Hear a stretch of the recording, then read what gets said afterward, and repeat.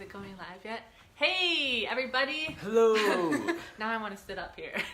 This is Dani Forrest, and we are, this is Dante. Hello. My special guest today. I'm starting these new fireside chat videos. So I've been doing videos over the past month or so, just sharing news, what I'm learning about, and I thought I would do it with friends. So I brought Dante on, and we're going to talk about some of the things that we're learning and that we're working on to share with you. So let's go ahead and get started. Yeah. Dante, who are you and what do you do? And then we can go from there.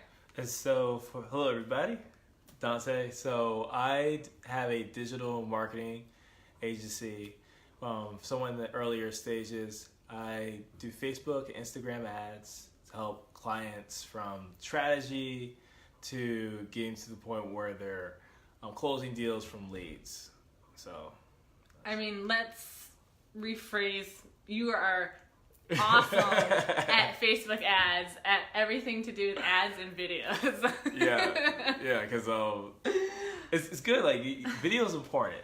Like, it helps with the closing in deals and building that trust that you can't really do with just a picture alone. And hence doing video right now. Exactly. So we're at HQ, the co-working space here in Greensboro, and that's how I know Dante is sharing this co-working office space. So it's always fun to meet and collaborate with other people, other marketers, because we all have our own specialties, and then when we come together, it's so much stronger. It's like a bomb, like a superhero team. So I would love to hear what have you learned new this week or recently? What's going on? Recently, I've learned to not fight some things of change. Ooh. So, I closed a deal about 2-3 weeks ago with a first recurring revenue client. And I'm just gonna look at you through the camera because it's weird to just look sideways. By the way. Okay, so back to change. Yeah, so change. Where I was taught a lot of certain behaviors when it came to closing deals and what you're supposed to do in business. Mm-hmm. And so writing these long contracts and sending them off. And I was learning from a few marketing gurus, and they were mentioning certain tactics to take to close deals. And I was holding on to these older concepts that they warned me of why not to do it. And I was trying to mix it in with what they were doing.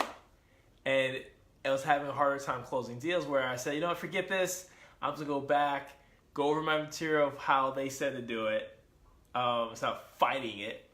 And when I did, it was really easy to close a few deals. That's awesome. Congrats. And I'm going to just take some notes here. So if you're wondering why I'm looking down, it's what is she doing? That's a good point. I like that.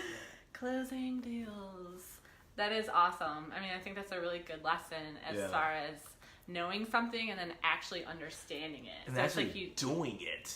Right? Back in my head, I was I know better than to keep writing these contracts for everybody. Yeah, I think that applies to so many areas of business too. So have the conversation, show your a big part was having a proposal in a video, not to write down on writing, and I was fighting that, and then I finally have the proposal in the video. Yes. And have it in writing or not have it in writing? Not have it in writing. Really? So everything in video? You're doing a video proposal? Yes. Whoa! Wait, so you're doing a video proposal for your video advertising services? So for Facebook advertising. So to really be able to show the person, hey, this is what can be done for them. Right. Showing them a video. Oh, so using it as a sales tool. As a sales tool to close the deal over trying to send out a proposal on paper form and hoping they sort of get the feel of it from there. And everybody kept telling me, this is how you want to do it. And I'm part of different groups, and they said, do not write out contracts. And I was writing contracts for so many people. First time I said, forget it. I'm just going to do what they said. Closed it. Wow. And that's how I was closing other types of clients before. So after you have your video proposal, do you follow up with a written agreement? No. Do you have anything signed from? Nope. Wow. That they said don't even do it. Where is this knowledge Where's coming from? Who from? are you following? I'm following Billie Jean is marketing. Billie Jean Marketing? Yes, Billie Jean is marketing. Oh, Billie Jean is marketing. Yeah. That was the most. I've taken several courses for Facebook advertising. Yeah. He was the most helpful because he had this sort of like this hustle, close deals type of approach to business, but as well being able to help the mom and pop store. A lot of people who are doing marketing, they spend a lot of time where really the only person that can really get started is like the big clients. Yeah. Where I can go down to the street corner and run into a business and say, hey, I know what I can do to help you, because he made it more practical. You had to build from scratch in a sense. Not the business, but more of the marketing. Okay. Which, where they always recommend don't bother people who you're building their business up, but when you're building up their marketing piece, he gave a realistic approach of how to be able to really help those individuals, where other people seem like they already got a big name, so it's easy for you to put up an ad and everybody's like, oh, that's Tony Robinson. Or, hey, that's Grant Cardone. Let me help them out.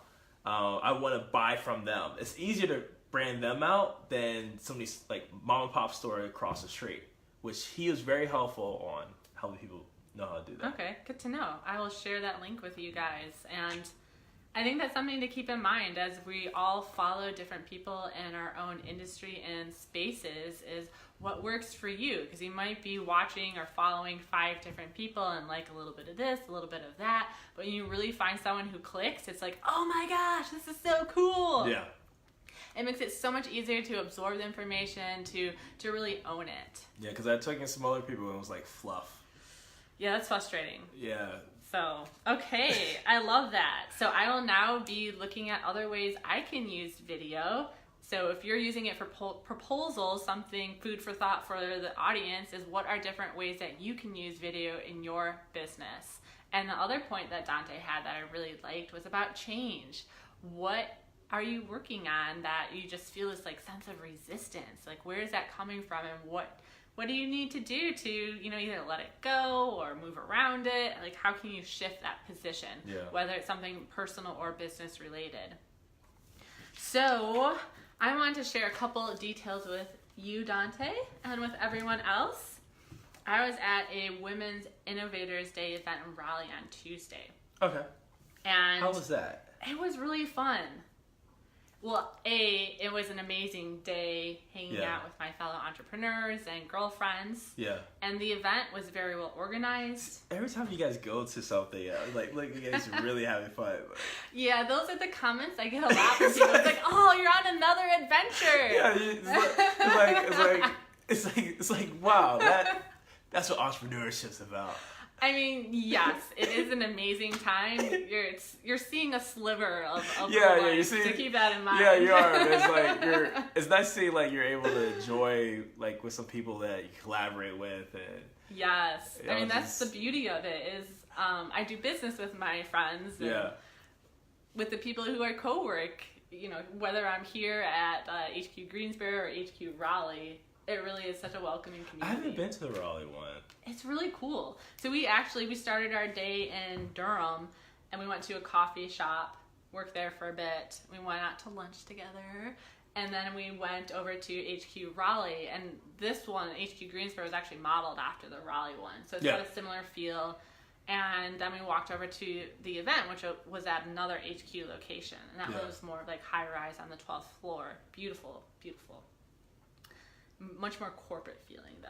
Oh, okay. Because I know there has to be some kind of slight cultural difference. Because every space, even if it derives from somewhere, there's something maybe slightly different. Yeah. Because the community's going to build something slightly different here. That's a really good point. Yeah. Take a few people out, it's a completely different culture. Yes. It's a completely different community. Ooh, I like that. There's a hidden message in there. It is. Deep. It's got to value everybody in there. Yeah, good stuff. Dante. So the event, there was amazing women there, Really good energy, good vibes. Yeah. Lots of amazing networking. And then we got into small groups and we had 3 different discussion questions. So we spend 15 minutes on one question and then move on. So there's about 5 people each of the groups. And one of the questions was about work-life balance. How do you stay organized? Yeah.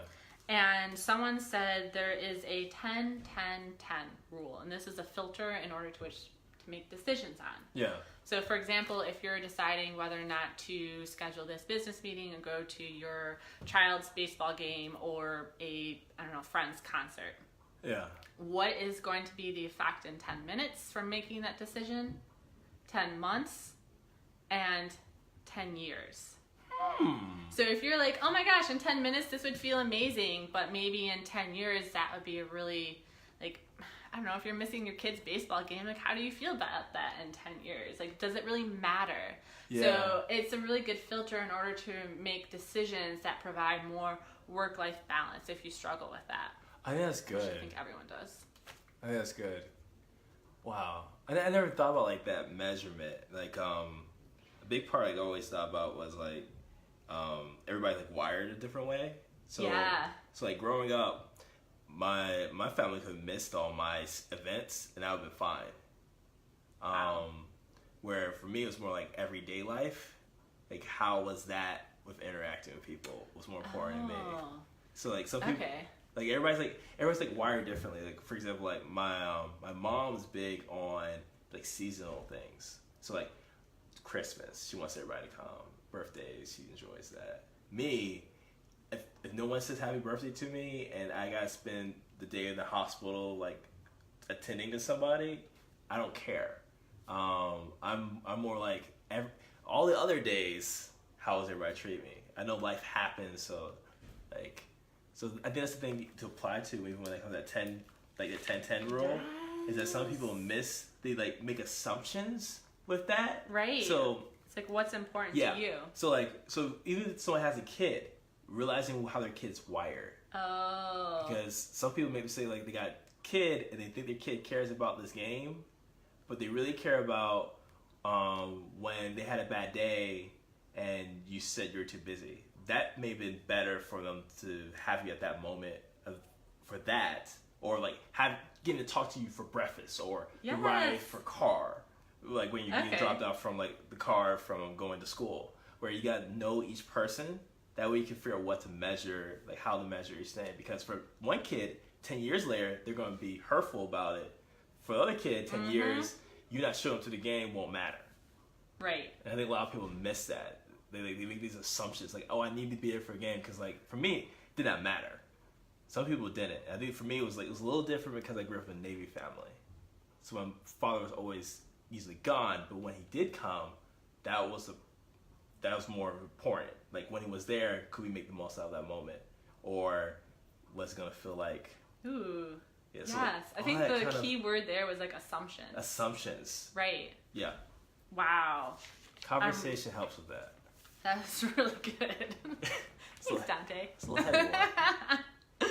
But I'm remember that 10-10. Yeah, I'll send you a note on that one and everyone else too. 10 minutes. Yeah, and there was a couple of other things. Someone said they use text extender when they're sending a routine email. So if you keep on getting invited to different committees or groups that you just don't have the time for, she has a keyword that she types in. She just labels it nope. And so whenever she starts typing in nope in her email, the text extender will pull up the full paragraph that she can use to send out. So I was oh, that's so good. So if you're routinely sending emails around the same subject matter using the text extender and that keyword that triggers it, I was wow. Wow. So save me a lot of time. Yeah. When I'm trying to get in contact with clients and I try to follow up with them.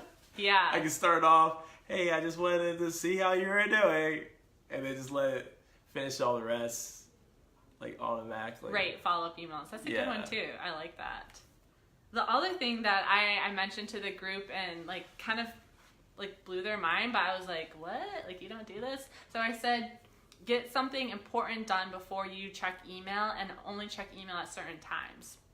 So for me, I don't check email until I've at least accomplished one important thing for the day. Sometimes I'll like follow the rules of only checking email at like 11 or 4, but honestly, I'll just like wait until I've gotten a couple of things done in the morning and then I'll check email. But I think a lot of people are still checking email like right when they get into work. Do you do that? I think I do.